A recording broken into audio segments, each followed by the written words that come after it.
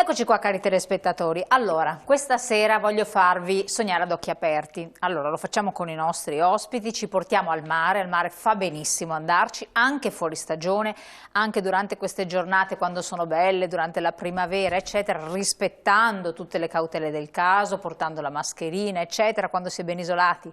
Ci si toglie, si prende un bel sole, ci si abbronza e dov'è che ci si abbronza al top? Si respira un'aria che sanifica i nostri polmoni che magari possono essere in alcuni casi un po' malconci. Ebbene sì, nelle spiagge di Sottomarina, Isola Verde e lì a Chioggia, un patrimonio, una ricchezza del territorio regionale veneto che è conosciuto da moltissimi ma forse non da tutti per le sue peculiarità. Cosa offrirà nella stagione a venire anche quest'estate? Lo scopriamo con i nostri interlocutori e con la presenza anche di un esperto, di un dottore a cui do la presentazione per primo perché è connesso via Zoom, quindi ben arrivato in primis, dottor Giampaolo Parolini, grazie di essere qui con noi, che è medico chirurgo specialista in clinica pediatrica. Grazie dottore. Grazie a voi. Il suo ruolo è quello che poi ci spiegherà perché fa bene andare al mare, bambini, anziani, ma a prescindere proprio nei lidi di Sottomarina. Ci sono delle caratteristiche, delle peculiarità territoriali che adesso ci spiegherà. Ma allora, ben arrivata qui con noi Elena Bosco-Lonata, Presidente Consorzio di Promozione Turistica Lidi di Chioggia, grazie di essere qui con noi. Grazie a lei. Grazie a Giuliano Bosco Loceggion, è ritornato anche a lei, Presidente ASA, Federalberghi Sottomarina, e quindi parleremo anche di alberghi. Certo. Cose molto importanti, alberghi rinnovati che si sono dati da fare anche in questo periodo. Con Paolo Bosco Lonale, vicepresidente ASA Federalberghi Sottomarina, faremo anche lì un quadro della situazione e delle prospettive che si offrono e delle interessanti novità perché insomma è una zona sana, pulita, anche il mare ha avuto dei riconoscimenti significativi. Francesca Pinelli, Marketing Promotion Lidi di Chioggia, grazie anche a lei. Buonasera. Dottoressa. Grazie. Allora, prima di dare la parola al dottore, all'esperto, vorrei un po' che lei ci spiegasse la valenza un po' di questa anche iniziativa per far conoscere questo territorio. Che cos'è? Cosa sono i lidi di Chioggia? Se lei si dovesse rivolgere a chi sta a Belluno anziché a Verona o anche a Treviso dove magari si frequentano altri lidi sempre bellissimi del territorio veneto, ma perché? Cos'ha Chioggia storicamente? Diciamo che Chioggia, Sottomarina e Isola Verde sono dei territori che hanno una peculiarità proprio incredibile e unica, perché è un mix di arte, storia, natura, mare, gastronomia che è molto importante perché abbiamo il mercato ittico del pesce che è il primo in Italia. Questo mix fa un prodotto turistico attrattivo molto importante specialmente per il Veneto.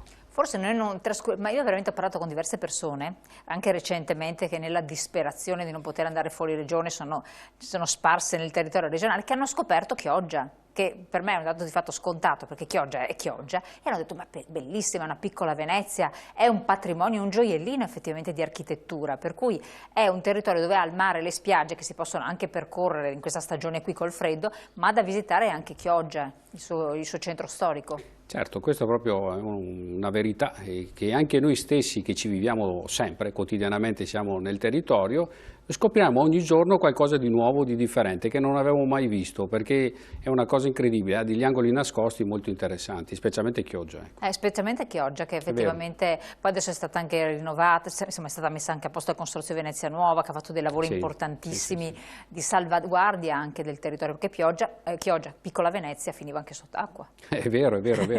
Infatti noi abbiamo dei palazzi storici, Palazzo Grassi ad esempio, è uno dei più belli palazzi che abbiamo a Chioggia ed è stato fatto dalla famiglia Grassi che poi ha fatto il Palazzo Grassi a Venezia, cioè che hanno fatto prima il palazzo da noi e poi questi mercanti, commercianti veneziani l'hanno fatto a Venezia, sicché noi abbiamo un palazzo storico che ce n'è uno uguale anche a Venezia.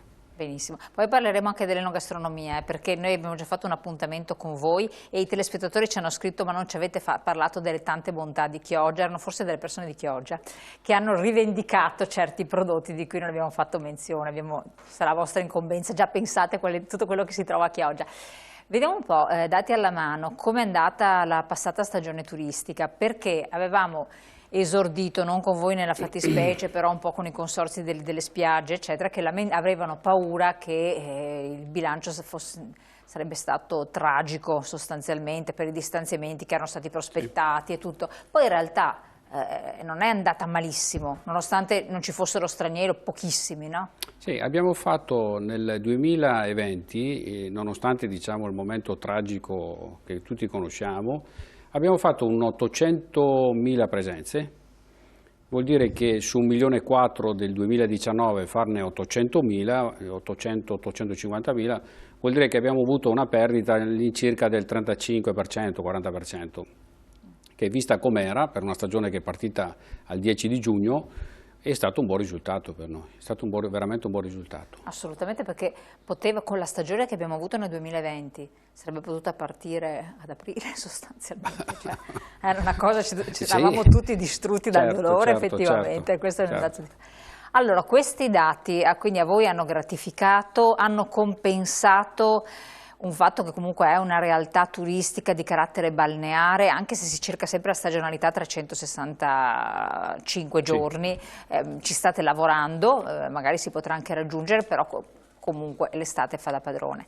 Ha compensato i periodi in attività oppure no? Quindi no, ci sono stati dei danni, delle situazioni da recriminare? Sì, assolutamente no, diciamo, è stata una stagione che siamo riusciti a compensare le spese e a tenere la bandiera alta, nel senso che far vedere che nonostante la situazione grave italiana la vita continua. Abbiamo dato un servizio specialmente ai nostri veneti per fare le vacanze vicino casa, però non abbiamo fatto utili, siamo riusciti a fare un pareggio, che per noi veneti, grandi lavoratori, un pareggio per noi è già bene, di questi tempi.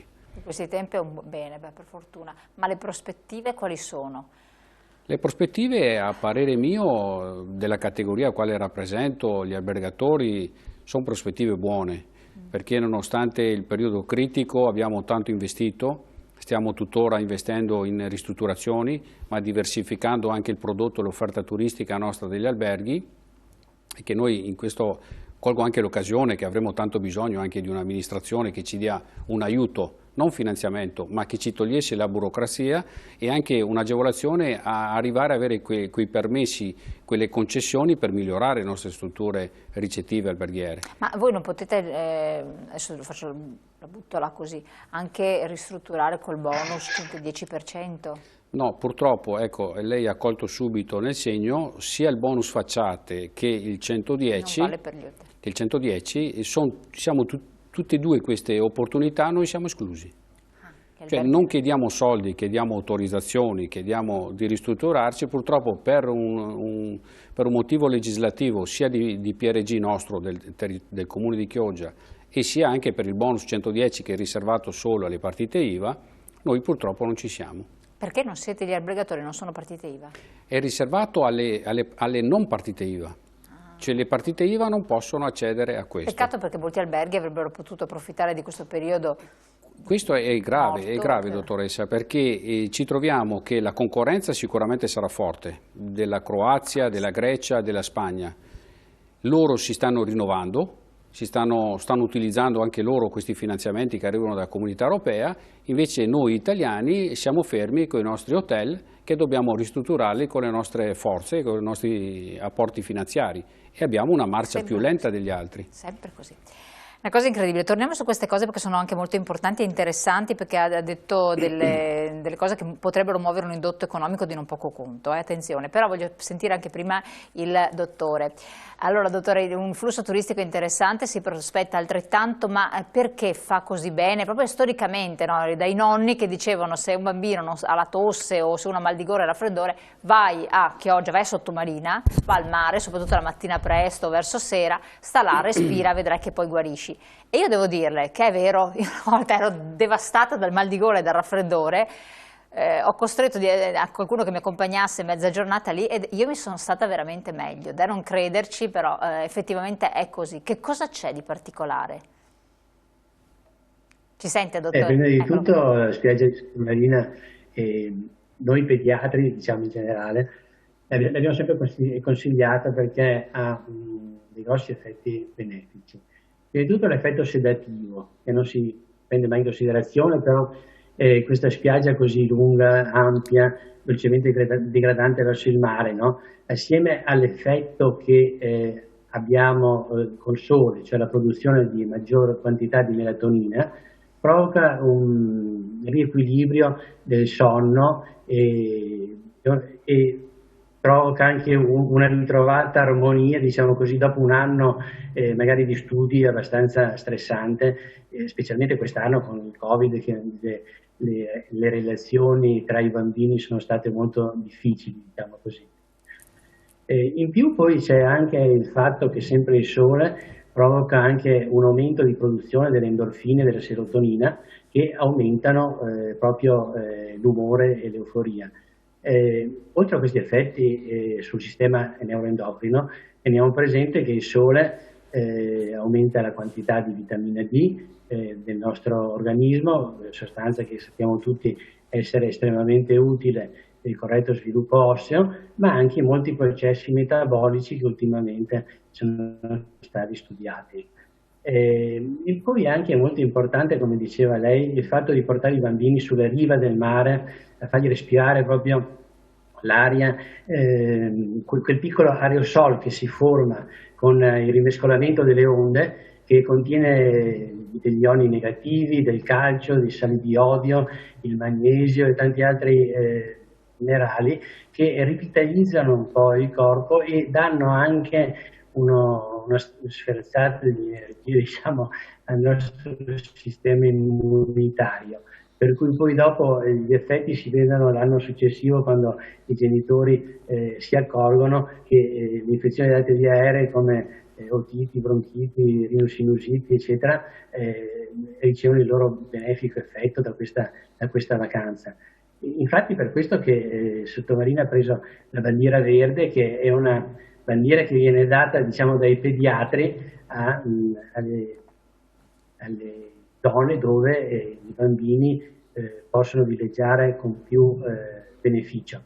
In effetti anche poi a Sottomarina dobbiamo tenere presente che ci sono tanti assistenti di spiaggia che sono attrezzati anche per le emergenze, per cui insomma è abbastanza sicura la cosa. La spiaggia che degrada così lentamente nel mare permette anche ai bambini di giocare senza grossi pericoli, naturalmente sempre sotto l'occhio vigile dei genitori che devono stare molto attenti da questo punto di vista.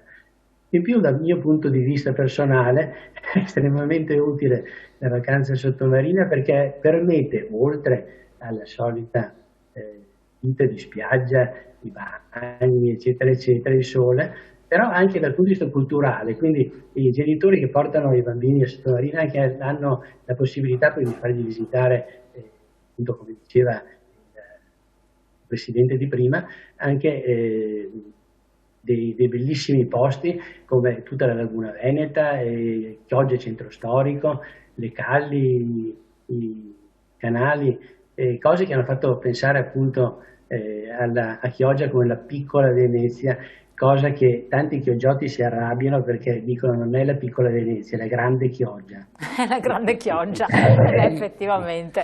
E volevo chiedere un'altra cosa, la peculiarità invece della sabbia di Chioggia, qual è? Perché è diversa dalle altre sabbie? Vabbè, si dice sempre che abbronzi anche in modo particolare, un po' tipico l'abbronzatura da montagna, però alcuni dicono che fa proprio anche bene per i dolori articolari, che è una sabbia diversa da altre, cioè che cosa contiene? Silicio, non so che sostanze. Le sabbiature, infatti mi ricordo anche quando ero piccolo che venivo a Sottomarina che c'erano tutti questi cumuli che si facevano le sabbiature.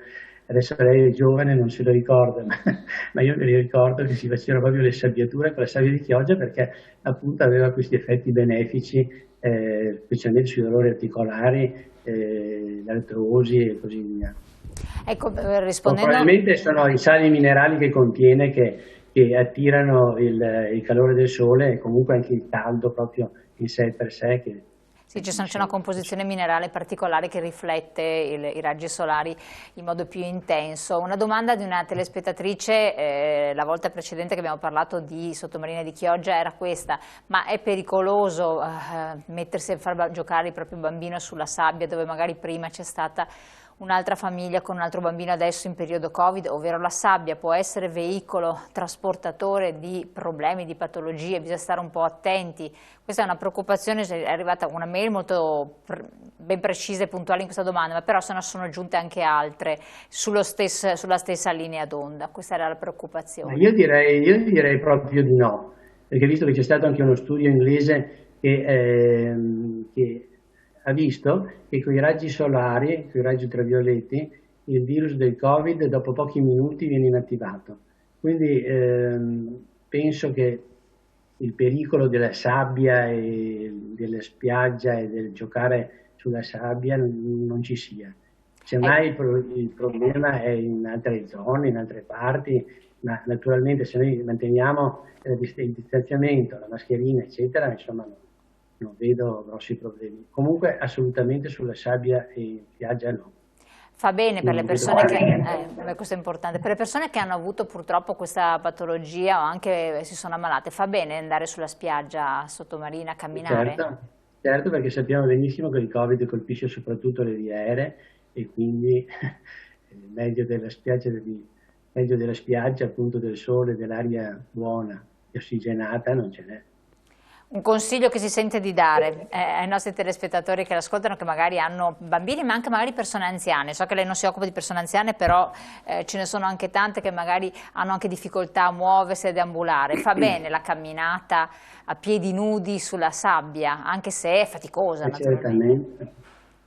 Certamente, e addirittura consigliano di camminare proprio dentro l'acqua, in modo da sentire un po' la resistenza dell'acqua quando si cammina, e poi anche la pianta del piede che si appoggia proprio sulla sabbia bagnata è estremamente utile, sì, dal punto di vista anche ortopedico proprio. Allora un toccasana, dottore, assolutamente.